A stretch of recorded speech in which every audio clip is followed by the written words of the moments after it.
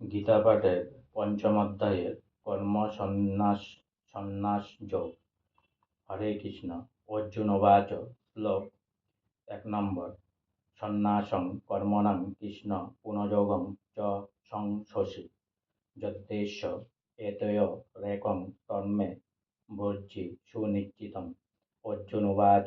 অর্জুন বললেন, সন্ন্যাসম মানে ত্যাগ, কর্মণাম মানে সমস্ত কর্মের, কৃষ্ণ মানে হে শ্রীকৃষ্ণ, পুনঃ মানে পুনরায়, যোগম মানে যোগ, চ মানে ও, সংশোষি মানে প্রশংসা করছ, যৎ মানে যা, স্নেহ মানে স্নেহাস্কর, এতয় মানে এই দুইটির মধ্যে, একম মানে একটি, তৎ মানে তা, মে মানে আমাকে, বুঝছি মানে দয়া করে বলো, সুনিশ্চিতম নিশ্চিতভাবে। অনুবাদ। অর্জুন বললেন, হে শ্রীকৃষ্ণ, প্রথমে তুমি আমাকে কর্মত্যাগ করতে বললে এবং তারপর কর্মযোগের অনুষ্ঠান করতে বললে।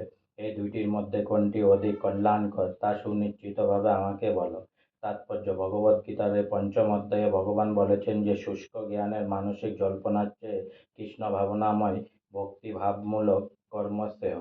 ভক্তিভাবমূলক সেবা শুষ্ক জল্পনা কল্পনার চেয়ে সহজতর, কারণ এই ধরনের কর্ম অপ্রাকৃত এবং তা সাধন করার ফলে মানুষ কর্মফলের প্রতিক্রিয়ার থেকে মুক্ত হয়।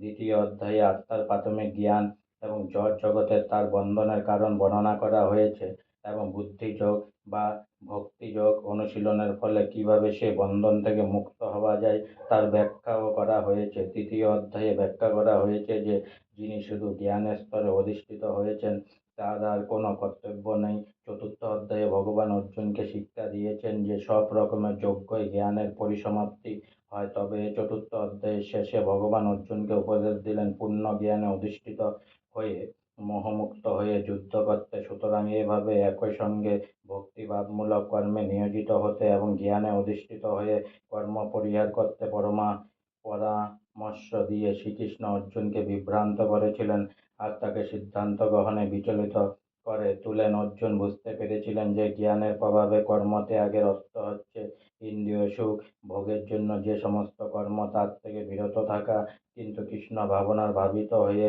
ভক্তিযোগ সাধন করার জন্য যদি কর্ম করা হয় তাহলে কর্মত্যাগ করা হলো কি করে। তিনি মনে করেছিলেন জ্ঞানের প্রভাবে কর্মত্যাগ এবং সন্ন্যাস হচ্ছে সব রকমের কর্ম থেকে বিরত হওয়া, কারণ কর্ম ত্যাগ করার কাছে অসঙ্গতিপূর্ণ মনে হয়েছিল সাধারণ মানুষের মতো। তিনিও বুঝতে পারেননি যে পূর্ণ জ্ঞানে অধিষ্ঠিত হয়ে যে কর্ম করা হয় তা কর্মফল থেকে মুক্ত এবং তাই তা অকর্ম। সুতরাং তিনি ভগবানকে প্রশ্ন করেছেন, পরমাত্ম সাধনের জন্য তিনি কি সর্বতোভাবে কর্ম পরিত্যাগ করবেন না পূর্ণ জ্ঞানে কর্ম করবেন।